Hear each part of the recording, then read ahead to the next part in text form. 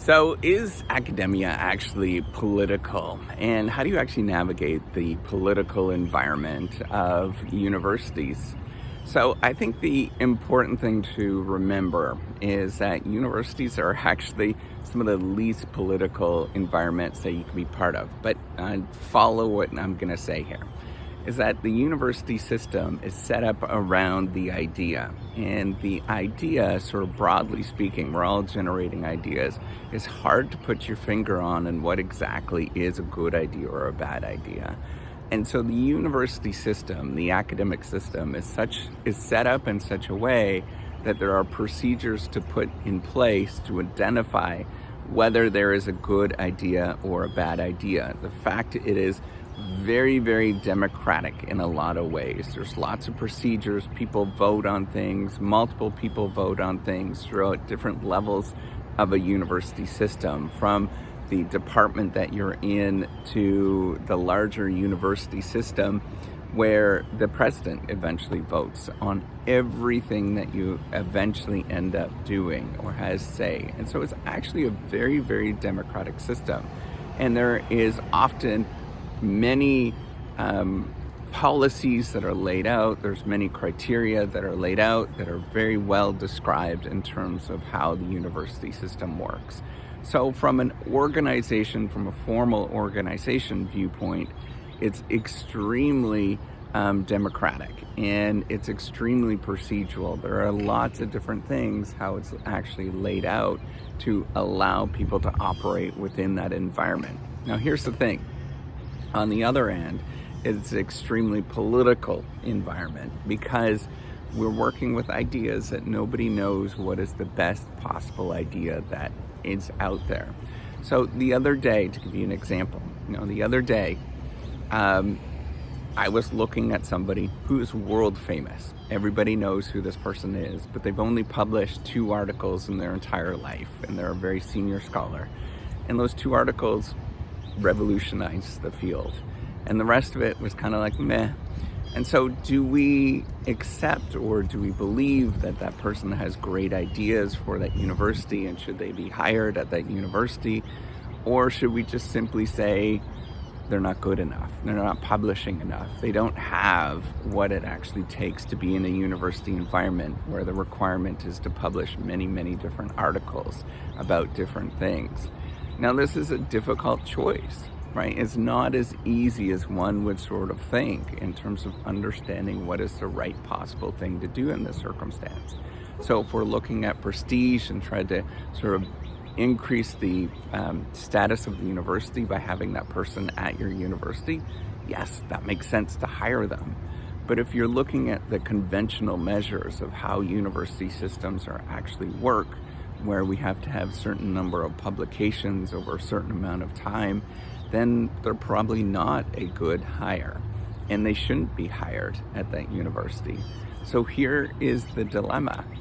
How do we measure what a good idea is? What does that look like? Doesn't matter if you spend a great deal of time working on an idea or you generate one within a matter of months because you're pretty spectacularly smart. Does it matter? How do we actually count and understand these particular things? And that's where the politics is really important, where the relationship building, and I don't like the term politics because it sort of gives this negative view. I think the political environment has changed the conversation of what politics actually means. But what I'm talking about is how do you actually build relationships, have conversations with people to demonstrate that you're actually worthwhile, that you matter, and that everything about you is important. How do you demonstrate that? What does that actually look like? A lot of it is the same way that you might think about social influence, or how do you build friendships, right? You actually do the right thing as many times as you can. You sort of assess the environment and you try to help out people, trying to be kind and generous and focus on pursuing the best possible choice that you actually have, listening to people that are around you and processing that information and trying to help out the people that are there that are struggling. I mean, that's really it. That is the political environment, is that you're just trying to help out other people. And there are a lot of people. So that's the view I take. But there are a lot of people that sort of view it strategically, where they think about how can I get ahead relative to everybody else. And the reason I take that sort of more kinder view is that in the long run, it actually pays off a lot more. But it's the very long run. You're looking at 20, 25 years to do those kind of things.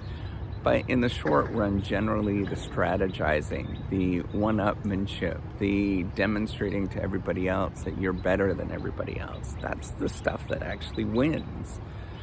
And so the challenge that you have to face is, how do you balance those things? How do you navigate that environment where that is very real? That's a big part of the university academic environment, is that one-upmanship, the strategizing, all of those particular things. So for me, I've taken the view that I try to ignore it. It's hard for me to do. And you'll notice everything that I talk about, I try to actually put in your perspective and try to help you out and move you along. And the reason is I'm painfully aware of everything that goes on, the sort of strategizing, the sort of anxiety-inducing behaviors that we all have in terms of getting ahead in a university system.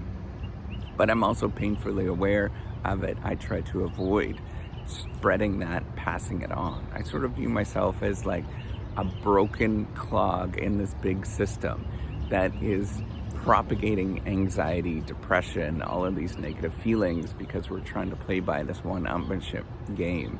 And I'm just gonna say, just be nice, be kind, repeatedly, over and over and over again.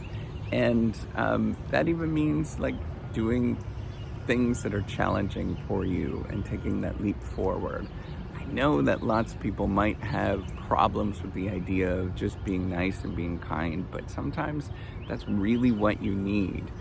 There are a lot of situations that are just unfair because they're set up in an unfair way. And we have to recognize those things. And that's where it takes somebody just to reach out and be kind and help out other people, because the system doesn't really work in their favor. And often if you see that, they do well, they thrive. Sometimes they don't, those individuals that you reached out to, but that's not your problem. But often when you do reach out and you say, hey, can I help you out in all the possible ways that I can, they do thrive by doing that. So long story short, universities, the least political environment you could ever imagine, formally written down. Everything is formal, everything is written out, and it looks like it's so easy to do these things. But when you get into the university environment and you're part of it and you realize what it's actually about, and nobody has a really good grasp on what should be appropriate, you realize it's some of the most political environments that you're ever going to be part of. And the only thing I can do and tell you in terms of the game I play, just try to help out other people as much as you possibly can for as long as you possibly can. And that's it. Just stress that. That's my only solution.